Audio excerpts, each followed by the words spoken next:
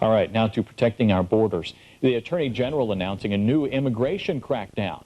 But what about the illegal aliens that are already here? Some of them could pose a threat. So, should authorities be allowed to use any methods necessary to track them down? They sneak across the border at night or run across in broad daylight. 8 million illegal immigrants are now in the U.S. We simply don't know who's in the country, and that clearly has to change. Immigration expert Stephen Camarata says the tragic irony is that while there's a push to have legal U.S. citizens carry national ID cards, millions of illegal immigrants walk around anonymous. We don't know who they are, where they live, where they work.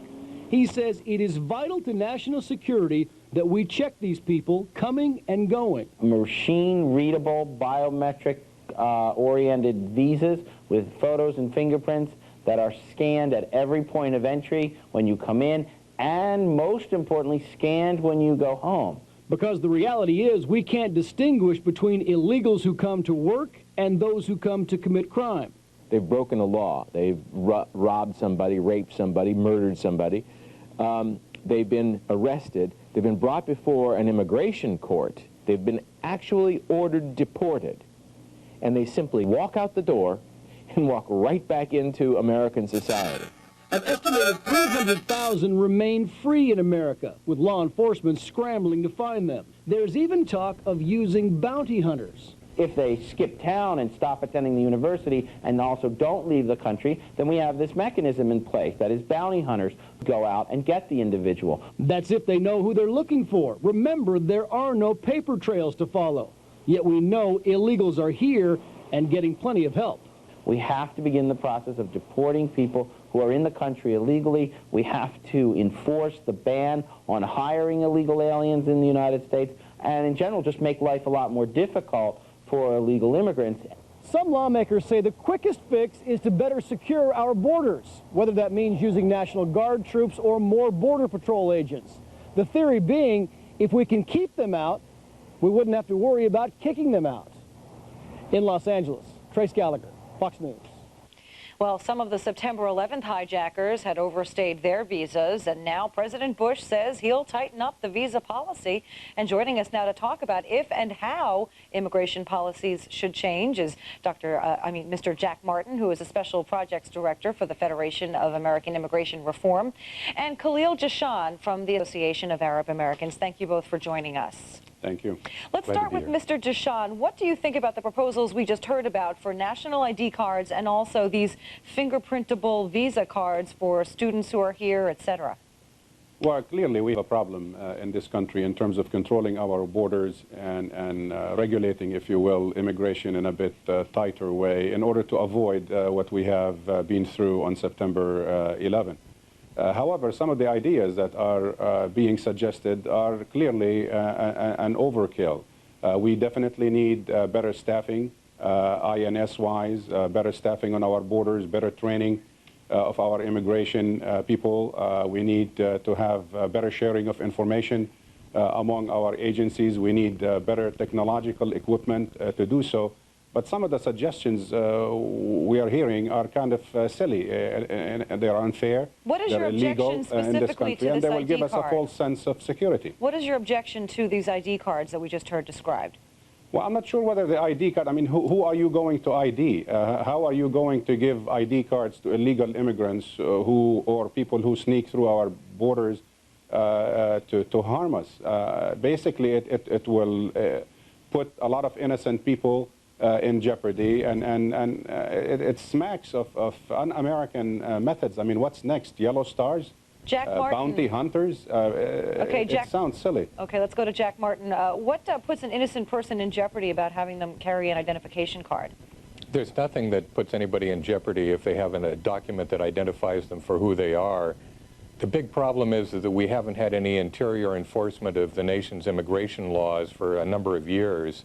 Very little effort, and we have to change that. Unfortunately, the administration is really not addressing that issue. They're looking at maybe improving systems of visas for people who come into the country, but what about all of the people who sneak into the country? We can control against issuing visas to terrorists, but if they can still sneak into the country, that doesn't help at all. So what we have to have specific secure reform- borders. Okay, so what specific reform would you like to see? We want to see a system whereby employers have to identify who's coming in to work for them. That will cut down on millions of cases of people coming in to take jobs illegally. When we cut down on that flow of people coming in illegally, the Border Patrol can do a better job, and we have to beef up our inspections capability in the interior of the country to catch those employers who are abusing the law. Let's go back to Mr. Jashan. What do you most dislike about the proposed changes? Well, the changes clearly, I mean, are based on some needs that we have in this country to tighten our security. But I think what we oppose or are nervous about is the overreach. I think they will deny a lot of people due process. They will give the government intrusive powers to violate personal freedoms that we hold dear in this country and that distinguish our system from many other systems around the world. We have no problem with tighter security to defend the nation against terrorism. But we have a problem in terms of dismantling the Constitution or threatening civil liberties in this country. I think we could do both. One policy is to expel or not admit anyone who is a member of or has been seen supporting one of 46 named terrorist groups. Do you agree with that? I agree with the fact that we need to take tough steps toward people engaged in terrorism. But first, we have to define terrorism. The fact of the matter, over the years, this definition, the way we use it theoretically and the way we use it practically has been politicized. Number two, it's not a matter of just fighting people who engage in terrorism. I think the way the administration presented its case, they are talking about guilt by association, people who associate now or did associate in the past. For example, the ANC, the African National Council, was described as a terrorist group at one point. Do we go after people who are now the president of South Africa, for example?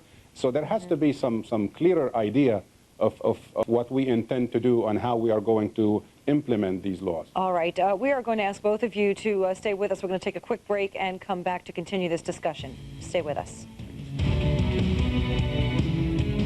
And let's continue our discussion of immigration reform. Still with us, Jack Martin, Special Projects Director for the Federation of American Immigration Reform, and Khalil Jashan from the Association of Arab Americans.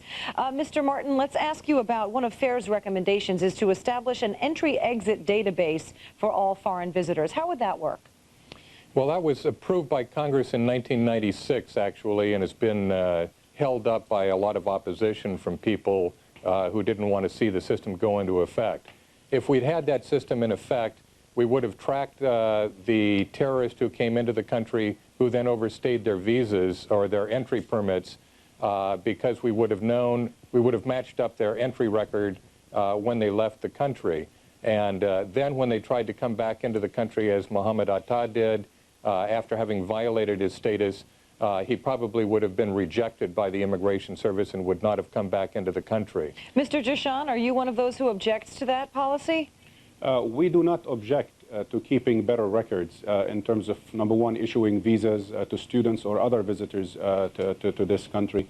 We have no problem with keeping track with the universities to ensure that students are going to school full-time as required by existing laws. But we have a problem in terms of asking for a database simply to kind of spy or intrude into the private lives of students, either at the behest of law enforcement agencies here or law enforcement agencies overseas. What is important here is not entry and exit. What is important is what people do in this country, and that requires better law enforcement, which has been lacking thus far. All right, Khalil Jashan and Jack Martin, thank you so much for joining us. The debate underway right now about immigration reform. Thanks again.